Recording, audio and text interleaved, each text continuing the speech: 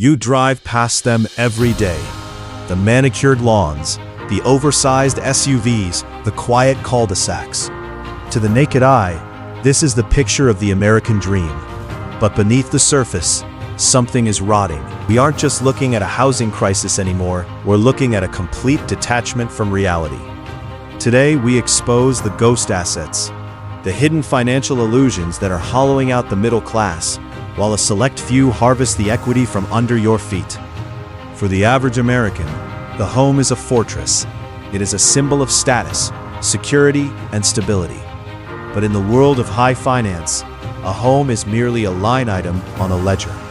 While you see a backyard for your children, institutional players see a yield-generating unit. We are living in a period of unprecedented financial gaslighting, where the metrics of success are being rewritten to benefit the top 1%. You feel the squeeze, the rising cost of groceries, the stagnant paycheck, the anxiety of the mortgage payment. For decades, we've been told that a home is your greatest asset. But look at the data. Home appreciation has significantly outpaced wage growth.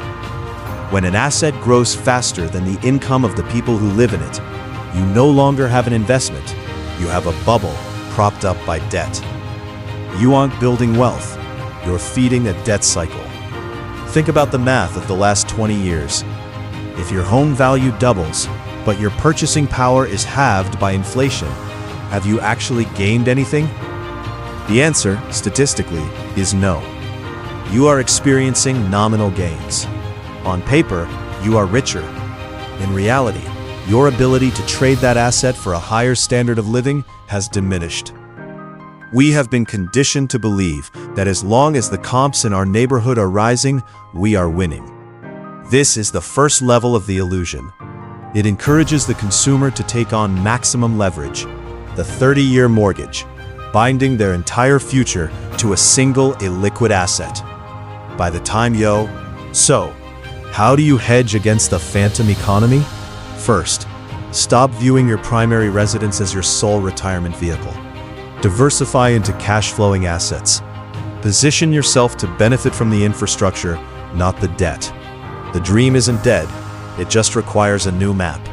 Stop buying the illusion and start buying the equity. Build your equity. True wealth is not about what you own, it is about what you control. If your entire net worth is sitting in a house, you are not an investor. You are a speculator in the suburban real estate market. You need to pivot toward income-producing assets that are agnostic to where you sleep.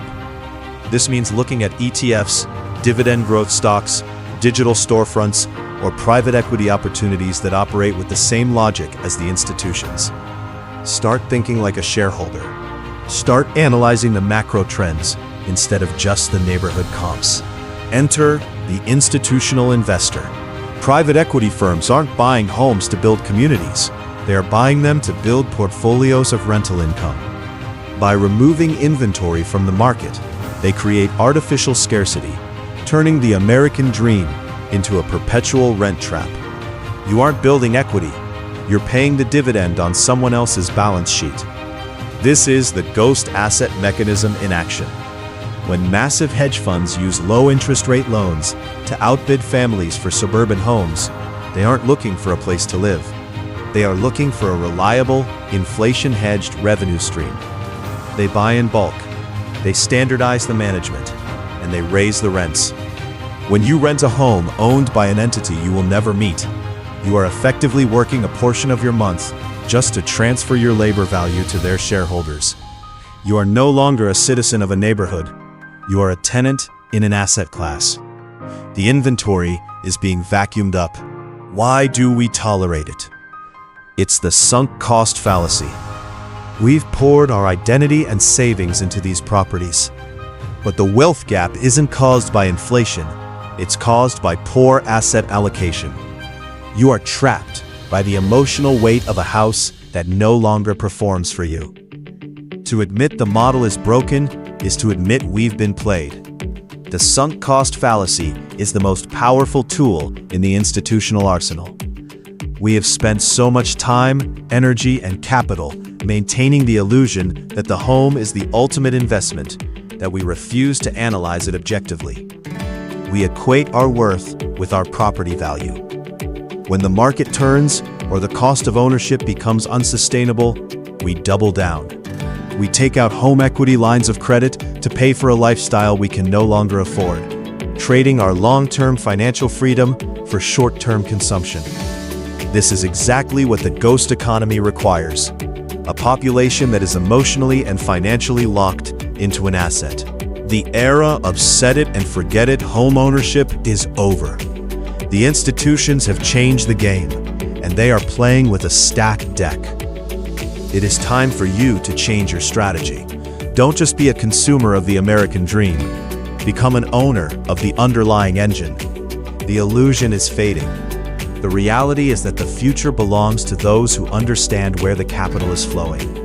Build your equity, protect your purchasing power, and secure your independence. The market is waiting for you to stop playing by the old rules. You've seen the data. You know the system is rigged. But here's the uncomfortable truth. 90% of people watching this video will go right back to their old habits tomorrow, and they'll be in the exact same position 1 year from now. The only difference between them and you is that you now see the trap. If you choose to ignore this, you're choosing to stay a victim of the system.